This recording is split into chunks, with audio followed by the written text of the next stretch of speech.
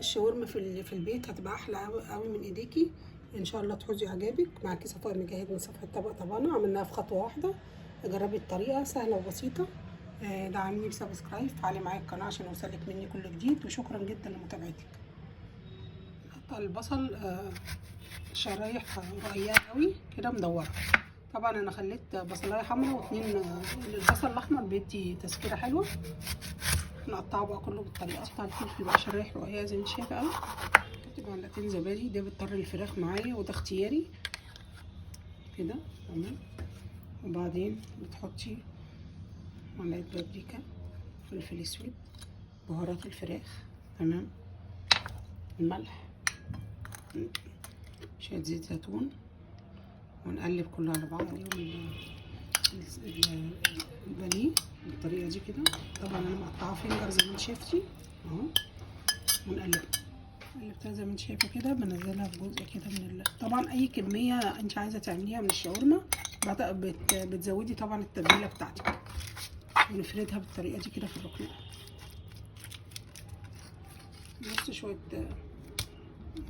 حلقات الفلفل بالطريقه دي كده هنا مع الفلفل التاني. البصل برضو نفس القصه. ممكن ندخل دي كده شويه. طبعا كل ما كان المفروض كل ما كانت احسن. والبصل طبعا والفلفل ده بيبقى طعمه حلو قوي في السندوتشات. ونفكك الحلقات كده زي ما انت شايفه. نحطها بالطريقه دي كده. نرشش على الخضار بتاعنا التوابل بتاعه الفراخ بالطريقه دي كده.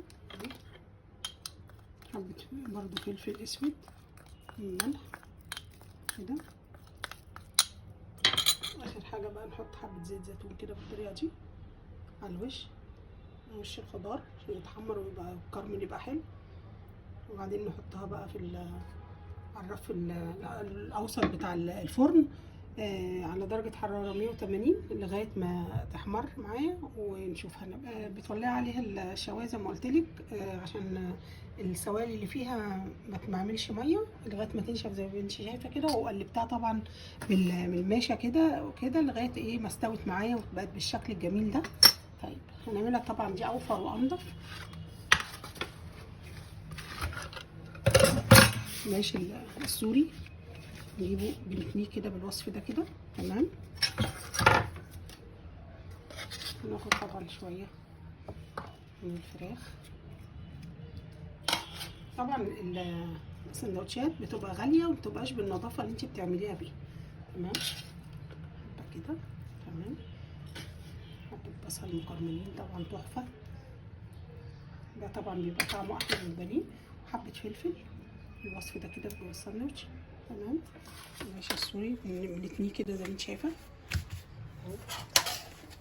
نحط الطوميه او الكاتشب اللي انت عايزاه اهو. تفرزيها كده بالوصف ده اهو. كمل اللي انت عايزاها بقى. واي مقبلات انت حباها بقى زي ما قلت لك حطي. نحط بقى حبه بانيه كده بالطريقه دي. شويه بصل مكرمل كده. حابه تحطي لفت حبه مش حابه خلاص. انا حابه احطه مفيش مشكله اهو بالطريقه دي كده. كاتشب ماشي اللي انت حابه تعمليه. تبتني الساندوتش بالطريقه دي كده وبعدين تلفيه رول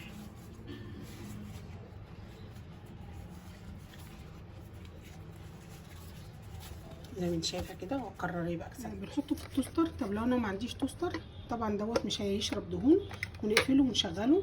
لو ما عنديش توستر بحطه في الطاسه واحط حته زبده وعليها حبه زيت وبقلبها على الناحيتين لغايه ما يحمر ويبقى تمام. واوريكي بعد كده يبقى ناشف ازاي. طبعا السندوتش زي ده وحلو جدا من ايديكي. المنظر ده تحفه جدا.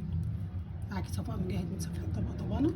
اول مره تشوف القناه بتاعتي ادعميني بسبسكرايب، فعلي معايا القناه عشان يوصلك مني كل جديد. شكرا جدا للمتابعه.